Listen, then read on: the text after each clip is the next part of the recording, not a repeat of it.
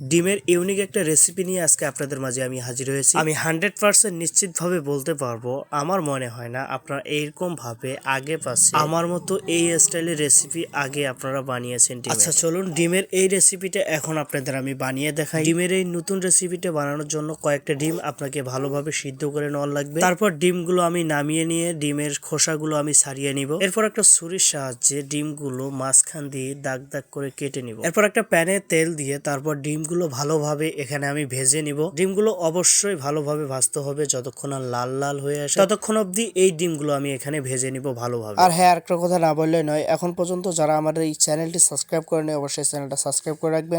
ভিডিওটা দেখলে অবশ্যই পেজটা আমার ফলো দিয়ে রাখবেন। ভিডিওতে লাইক এবং কি কমেন্ট করতে ভুলবেন না। এরপর ভালোভাবে ডিমগুলো আমি তেল থেকে উঠিয়ে নিব। তারপর একটা প্যানে কিছু তেল দিয়ে তারপর দিয়ে দিব সসগুলো একটু ভেজে নিব। তারপর দিয়ে দিব সসগুলোতে আমি ভেজে রাখা ডিমগুলো। তারপর দিয়ে দিব ডিমগুলোর উপরে কিছু তিল ছিটিয়ে দিব। এরপর ভালোভাবে তিলগুলো এবং কি সসগুলোর সাথে ডিমগুলো অল্টারনেট করে ভেজে নিলেই তৈরি হয়ে যাবে আজকের এই রেসিপি। যাদের কাছে আজকের এই রেসিপিটা আমার ভালো লেগেছে অবশ্যই ভিডিওতে লাইক করতে ভুলবা না। আর ঝটফট এখন এই রেসিপিটা তৈরি করে নাও তোমরাও বাসায়।